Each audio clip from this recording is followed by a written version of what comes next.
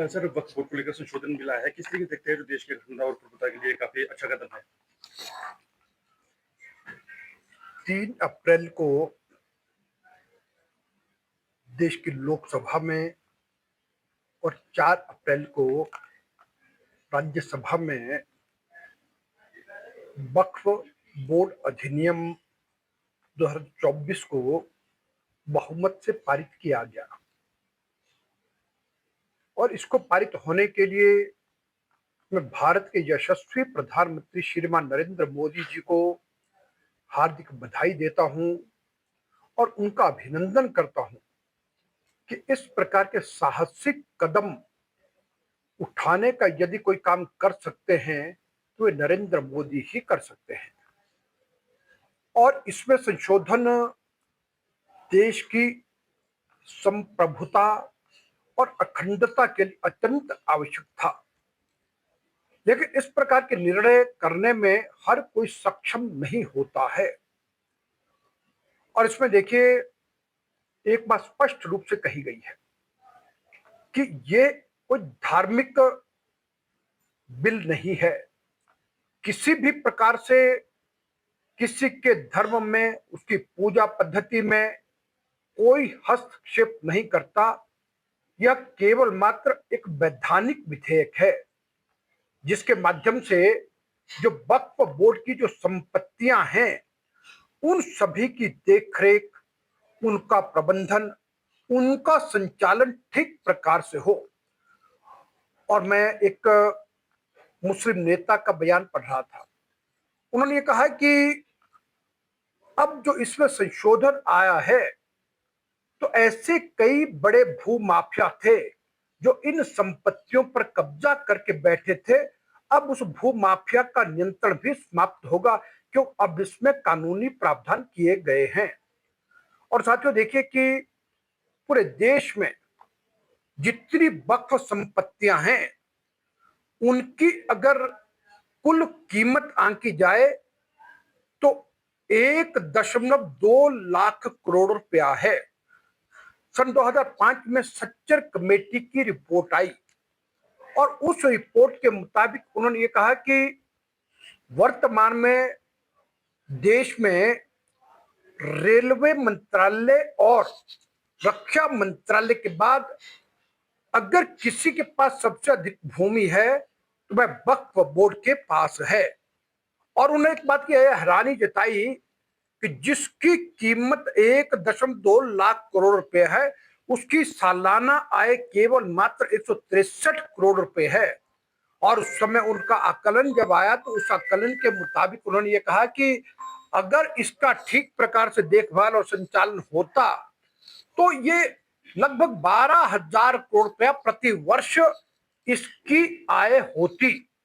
और आज अगर वर्तमान में देखें तो अब तो उसकी जो आय है लगभग 30,000 करोड़ रुपए तक होनी चाहिए थी, जो कि 200 करोड़ रुपए से भी नीचे। यानी कितना भ्रष्टाचार व्याप्त था, कितनी गैर जिम्मेदाराना तरीके से काम होते थे। इन सब चीजों को ठीक करने के लिए काम किया गया है और साथ ही कुछ संशोधन किए जाने अत्यंत आवश्यक थे।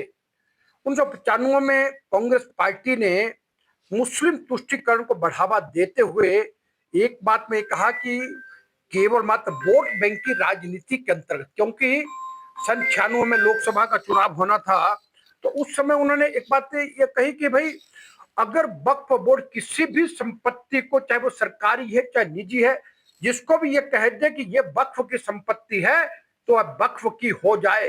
तो इस प्रकार का निर्णय लिया।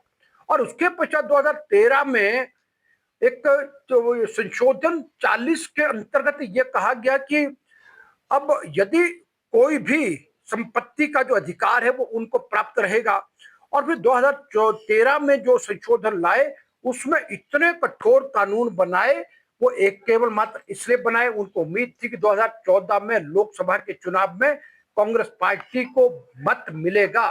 लेकिन 2014 में 2/3 मतों से श्री नरेंद्र मोदी देश के प्रधानमंत्री बने और उस समय 2013 में आनन फानन में दिल्ली की 123 संपत्तियां सीधी वक्फ बोर्ड को दी गई। तो इस प्रकार के निर्णय वो यानी कि करते थे, केवल मात्र उन्होंने मुस्लिम समाज को सदा वोट बैंक की दृष्टि से देखा है। उसको सुनियोजित करना, उसको ठीक प्रकार से चलाना। और अब इसमें यह अधिकार है कि जो वंचित हैं, जो शोषित हैं, जो गरीब हैं, महिला है, बच्चे हैं, उन सबका कल्याण कैसे हो। और मैं एक बात ये भी कहूंगा कि आखिरकार कोई कांग्रेस पार्टी के लोगों को और जो उनके एलाइज हैं, जो आज इस संशोधन का विरोध कर रहे हैं, उनको कभी ये पूछे तुम्हारे संरक्षण में जब तुमने ये सब बातें की, कि बताओ कि इस सारी वक्फ बोर्ड की संपत्तियों का गरीबों को, महिलाओं को, बच्चों को लाभ मिलना चाहिए था, तो कितना हुआ।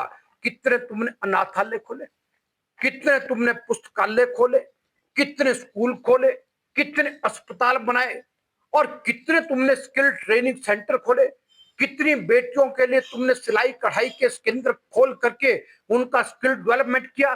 तो ये सबकी तरफ ध्यान नहीं था, केवल मात्र कुछ लोगों का यही था संपत्ति को हड़पना, उसका रख रखाव ठीक प्रकार से ना। और एक वैधानिक प्रक्रिया है, और वैधानिक प्रक्रिया के नाते ये जिम्मेदारी, और बाकी किसी पूजा पद्धति में, किसी दरगाह की ओर, किसी मस्जिद की ओर जाने का किसी का प्रश्न नहीं। सब अपने धार्मिक विश्वास के आधार पर नरेंद्र मोदी के नेतृत्व में अपना वो काम करते रहे। और नरेंद्र मोदी जी ने एक ही बात कही है कि हम इस नीति पर चले हैं कि 140 करोड़ लोगों का भला होना चाहिए, कल्याण होना चाहिए। सबका साथ, सबका विकास, सबका विश्वास और सबका प्रयास, इस पर आगे बढ़ेंगे। हमसे जुड़े रहने के लिए हमारे YouTube चैनल को सब्सक्राइब करें और नई वीडियो की नोटिफिकेशन के लिए बेल आइकॉन को दबाएं। अगर आप ये वीडियो Facebook पर देख रहे हैं तो लाइक जरूर करें और ज्यादा से ज्यादा शेयर करें। इसी तरह के और भी अपडेट्स के लिए फॉलो करें हमारा Instagram पेज himachal.ke।